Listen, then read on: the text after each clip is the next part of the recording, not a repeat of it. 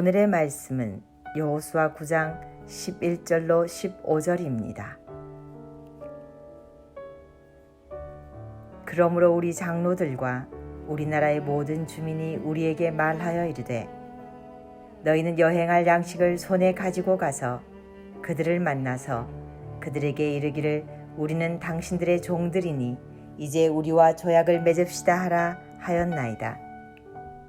우리의 이 떡은 우리가 당신들에게로 오려고 떠나던 날에 우리들의 집에서 아직도 뜨거운 것을 양식으로 가지고 왔으나 보소서 이제 말랐고 곰팡이가 났으며 또 우리가 포도주를 담은 이 가죽 부대도 새 것이었으나 찢어지게 되었으며 우리의 이 옷과 신도 여행이 매우 길었으므로 낡아졌나이다 한지라.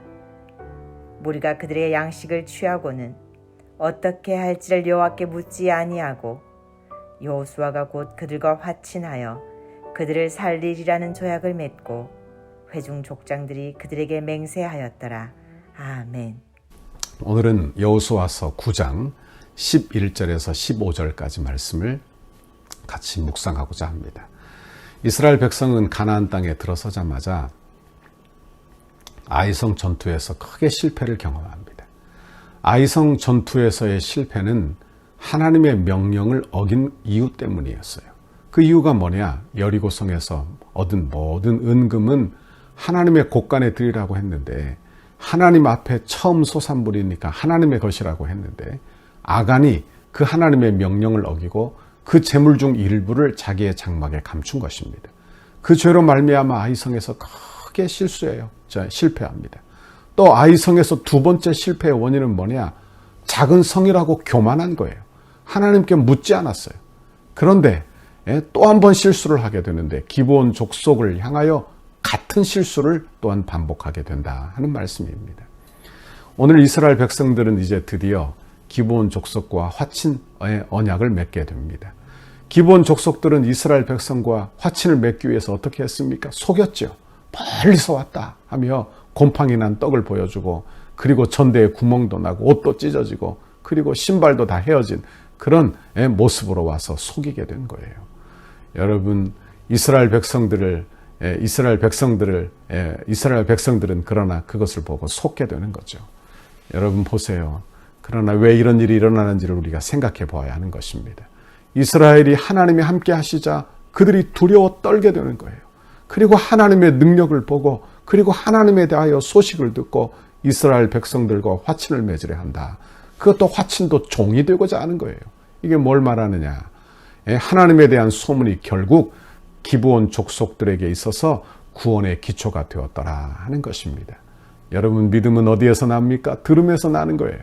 그러므로 하나님의 은혜에 대하여 하나님의 능력에 대하여 들려지면 그 능력의 말씀에 굴복한 기브온처럼 우리도 하나님의 말씀이 들려져서 그 말씀에 순복하는 우리의 신앙생활이 되시기를 바랍니다. 그러나 이스라엘 백성들에게는 이게 큰 실수죠.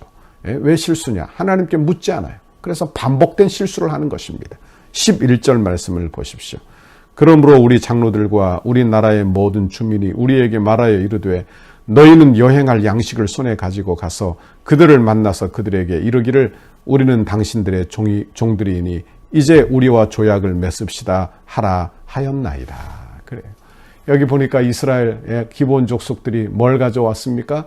손에 여행할 양식을 들고 오게 되는 것입니다. 이스라엘 백성들은 어땠습니까? 그들은 뭘 먹고 살았어요? 그들은 광야에서 오직 만나와 메추라기를 먹고 살았습니다. 그런데 그들이 양식을 가지고 온 거예요. 그것도 대단한 일처럼 보일 뿐만이 아니라 지금 기브온 족속들이 이스라엘 백성들을 향하여 한 나라로 아주 그렇게 인정해 주는 그런 모습을 보게 되는 것입니다. 그러니 이스라엘 백성들을 한번 생각해 보십시오. 그들은 떠돌이 삶을 살았어요. 그리고 40년간이나 광야를 헤매던 민족이에요. 그런데 다른 민족들이 와서 자기를 한 나라로 그렇게 인정해 줄 뿐만이 아니라 자신들이 종이 되겠다는 거예요. 그러니 얼마나 귀가 솔깃합니까? 참 귀가 솔깃한 이야기 아니에요? 그래서 여호수아가 어떻게 했어요? 15절에 보니까 여호수아가 곧 그들과 화친하여 그들을 살리라는 조약을 맺고 회중 족장들이 그들에게 맹세하였더라 하였더라. 그렇게 기록하고 있는 것입니다. 여호수아가 기브온의 아부와 아첨의 말을 듣고 곧장 넘어갔어요. 그리고 조약을 맺어 화친을 맺게 되는 것을 보게 되는 것입니다. 여러분, 너무나 흥분한 나머지 나중에 보니까 그들을 지켜주겠나라고 그렇게 약속까지 맹세까지 하는 것을 보게 되는 것입니다. 그리고 결정적으로 이스라엘 백성들의 실수는 이 일에 대하여 하나님 앞에 묻고 기도했다는 기록이 없는 거예요. 14절에 보니까 무리가 그들의 양식을 취하고는 어떻게 할지를 여호와께 묻지 아니하고, 하나님은 묻기를 원하시는 것입니다. 여러분, 하나님은 우리의 일생을 통하여 하나님께 물어 기도하기를 원하시는 거예요. 무엇이든지 구하라. 그리하면 주께서 이루시겠다고 하지 않았습니까? 그런데 하나님께 기도하지 않는 거예요. 이런 일쯤은 내가 할 수 있다. 그렇게 생각하는 불신앙이 우리에게 사로잡혀 있다. 그런 말씀입니다. 결국 성급하게 결정한 나머지 그들은 결국에 후회하게 되는 것입니다. 여러분도 이번 한 주간 어떤 문제가 있든지 성급하게 결정하지 말기를 바랍니다. 기도하고 그리고 하나님이 평강 주셔서 결정하시기를 바랍니다. 내 인생의 어려운 문제들 결정할 때요, 기도하세요. 기도하세요. 사업의 문제가 여러분에게 있습니까? 직장의 문제가 있습니까? 자녀들의 문제가 있습니까? 그러면 결정 먼저 하지 말고요, 기도 먼저 하십시오. 하나님 내게 평강 주십시오. 하나님의 지혜를 주십시오. 하나님의 분별력을 주십시오. 그렇게 기도해서 여러분 한 걸음 한 걸음 여러분의 인생을 내딛는 여러분의 신앙생활이 되시기를 바랍니다. 중요한 것은 우리가 말씀대로 하면 된다는 것입니다. 문제가 뭡니까? 우리가 말씀대로 하지 않기 때문이에요. 우리에게 문제가 생기면 여러분, 우리는 환경을 늘 의존하게 되는 거예요. 내게 들리는 그런 소식들에 의존하게 되는 것입니다.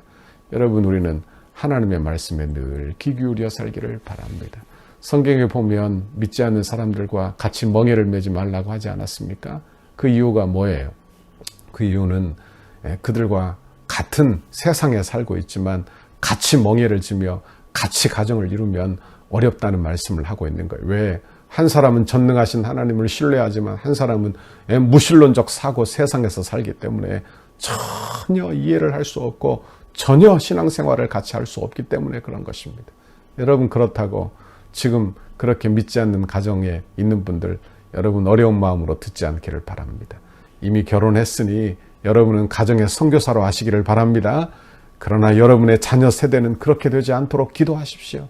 여러분의 자녀 세대는 좋은 믿음의 사람들이 들어와 믿음의 가정을 이루기를 꿈꾸십시오. 그래서 기도하시기를 바랍니다.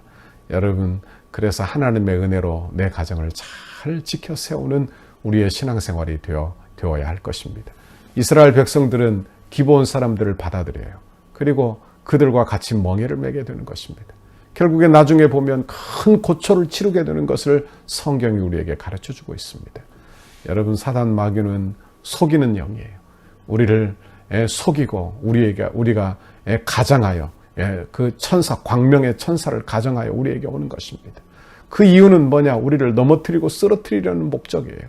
그러므로 늘 깨어 있어야 하는 것입니다. 여러분, 사단 마귀가 우는 사자처럼 두루다니며 삼킬 자를 찾는다고 베드로 사도가 말하고 있지 않습니까? 그러므로 우리는 이것을 분별하도록 늘 깨어 기도하고 계속적으로 물어 기도하고 작은 일도 하나님께 물어 기도하는 여러분의 신앙생활이 되기를 바랍니다. 오늘 하루도 여러분 용기를 내십시오. 오늘 하루도 어떤 문제든지 기도하십시오. 그리고 하나님께 분별력을 구하십시오. 하나님 내게 은혜를 주세요. 하나님 나를 좀 도와주세요. 내가 스스로 어리석어지지 않도록 해주시고 지혜로운 사람 되도록 하나님께 구하십시오. 그래서 하나하나 믿음의 결정을 하고 그리고 믿음의 발걸음을 하나하나 내딛고 그래서 여러분의 신앙생활이 정금 같아지고 여러분의 가정이 복의 통로되는 하나님의 은혜와 복을 주시기를 바랍니다. 이런 귀한 은혜를 주시기를 주님의 이름으로 축원합니다. 같이 기도하겠습니다. 하나님 아버지, 고맙고 감사합니다. 오늘도 하나님의 귀한 말씀 우리에게 들려주시니 감사합니다. 이스라엘 백성들이 하나님 아버지 기브온 족속들의 하나님 아첨을 듣고 귀가 솔깃해서 양식을 보고 그들이 종되겠다는 말을 듣고 귀가 솔직해서 그렇게 화친을 맺은 것을 보았습니다. 하나님, 그들이 기도도 하지 않고 결정한 것을 보았습니다. 그 결과 실패하고 좌절하는 것을 보았습니다. 하나님, 우리는 신앙생활의 여정 속에서 늘 하나님께 묻는 믿음의 사람 되게 하시고, 하나님 아버지 사단 마귀의 속임에 속아 넘어가지 아니하고 같은 실수를 반복하지 아니하고 하나님 믿음의 결정을 하고 믿음의 말을 하고 기도하여 판단하는 분별력을 갖는 믿음의 사람들이 다 되게 하옵소서. 이번 한 주간도 지켜주세요. 이번 한 주간도 오늘 하루도 하나님의 말씀과 긍휼로 함께해 주옵소서. 감사합니다. 예수님 이름으로 기도하옵나이다. 아멘. 우리 교회를 향한 주님의 뜻을 이루소서. 성전 건축을 위한 100대 기도문을 함께 읽고 기도하시겠습니다. 토요일, 오직 하나님의 영광을 위하여 19페이지입니다. 덕소교회 건축과 가정이 한국교회의 건축의 아름다운 모델이 되어 덕소교회가 이 지역의 랜드마크가 되게 하옵소서. 건축 기간에도 주일 예배를 통해 예배의 감격과 영광이 더욱 강력하게 드러나게 하시고 건축 과정에서 모든 성도가 더욱 뜨거워지고 기쁨이 넘치게 하옵소서. 담임 목사님과 당의 건축위원장 장로님과 건축위원들과 소위원회에 은혜를 주셔서 하나님이 공급하시는 지혜와 능력으로 건축을 진행하게 하시고 하나님의 전신갑주로 보호하여 주옵소서. 건축을 통해 세대를 초월하는 강력한 성령의 기름 부으심을 경험하게 하시고 세대 간에 하나가 되는 교회가 되게 하옵소서. 건축을 통하여 덕소를 대표하는 교회가 되게 하시고 덕소 지역의 영적 부흥을 선도하는 교회가 되게 하옵소서. 건축을 통해 믿지 않는 영혼들이 교회로 나와 예배드리며 변화되고 구원의 감격이 넘치는 덕소교회가 되게 하옵소서. 건축 과정이 부담이 아닌 축복임을 확신하며 하나님의 거룩한 부르심 앞에 온전히 응답하는 성도들이 되게 하시고 자원하는 심령과 헌신하는 모든 주의 백성들에게 이삭에게 주신 100배의 결실이 있는 복을 주옵소서. 건축의 시작으로부터 모든 과정과 입당 및 헌당 등 모두를 하나님의 손에 올려드리오니 하나님만이 영광을 받아 주옵소서. 주일 교회 지도자들을 위해 5페이지입니다. 하나님의 보내심을 받은 종으로서 주님의 뜻만을 추구하며 이루어가는 목자가 되게 하시고 남양주 일대와 민족과 세계를 살리는 지도자가 되게 하옵소서. 성령의 능력과 말씀이 충만한 교회가 되도록 이끌어갈 영적 지도력을 더하여 주셔서 새로운 시대를 여는 영적 지도자가 되게 하옵소서. 담임 목사님에게 영육 간의 강건함을 허락하시고 성령 충만으로 사역을 감당하게 하옵소서. 맡겨주신 사역을 감당할 때에 하늘의 지혜와 능력으로 붙잡아 주시고 온 교회에 주님의 비전을 세워가기에 부족함 없이 능히 감당하게 하옵소서. 하나님의 역사를 읽는 영적 통찰력과 분별력 그리고 섬김의 지도력을 주시고 다윗에게 주셨던 성전 건축에 대한 사모함과 열정, 더 나아가 솔로몬에게 주셨던 기쁨과 헌신, 지혜로 충만하게 하셔서 건축의 모든 과정을 감당하게 하옵소서. 주님의 영광스러운 몸된 교회를 위해 앞장서서 섬기시는 장로님들에게 독수리 날개치며 올라감 같은 피곤치 않은 새 힘과 능력을 주시고 가정과 생업 위에 주님의 은혜를 넘치도록 부어 주옵소서. 기도의 자리를 무릎으로 감당하게 하시고 겸손하고 진실한 섬김의 모습으로 성도들에게 섬김의 본이 되게 하옵소서. 장로님들이 먼저 풍성한 은혜를 체험하게 하시고 기도와 눈물과 헌신의 역사가 이루어지게 하옵소서.